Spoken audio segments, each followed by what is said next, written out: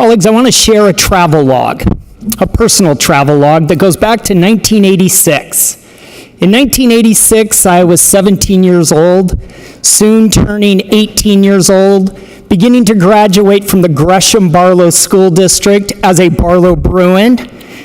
Grew up next to former Representative Greg Matthews and former Representative John Lim. Went to East Gresham Grade School, Dexter McCarty Middle School, Barlow High School. And on my 18th birthday, my dad, who loved me very much, great household, came up, put his arm around me and said, here is a $500 Visa card. Here is a Texaco credit card. You now have credit. There is the door. I've taught you all I can teach you. Get out. And he was serious. We love you. We will see you on your birthday. We will see you at Thanksgiving. Of course, Mother's Day, Easter, and all the holidays. Get out. And I scratched my head and I said, what am I going to do?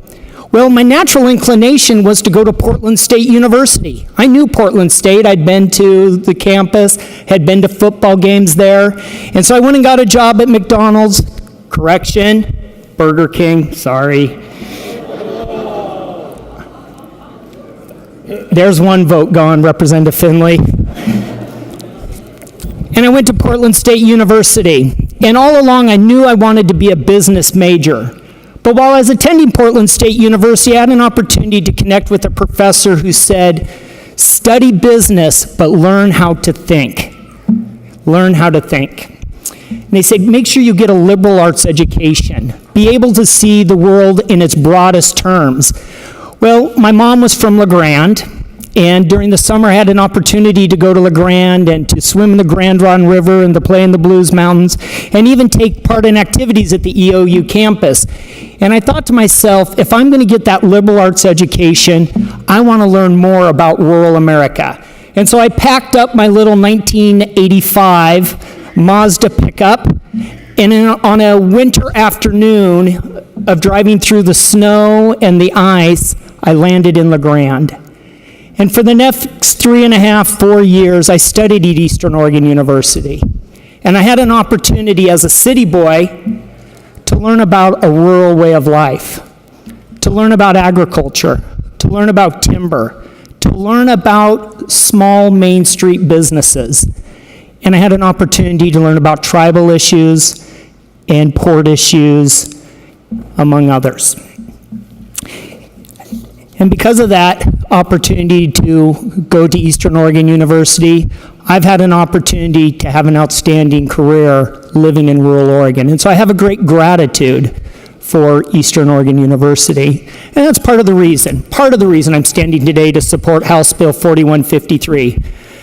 Madam Speaker, the second reason I support House Bill 4153 is because there's students, there's young men, young women, men and women of all ages, from Rufus and Duffer and Halfway and Irrigan and Helix and Joseph.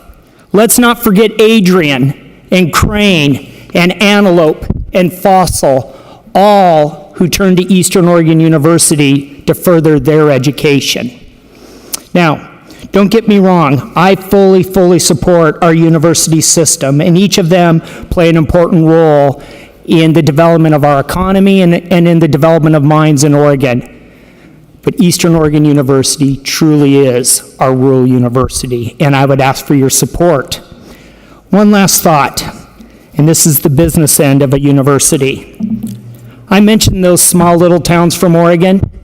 Keep in mind, there's students from Weiser in Idaho, Puyallup in Washington, Bozeman in Montana, and Mesquite in Nevada, among some of our western regional states who are also looking for that regional opportunity. By designating Eastern Oregon University as Oregon's rural university, we're going to be able to reach out to all of those students, women, men, and bring them into our state.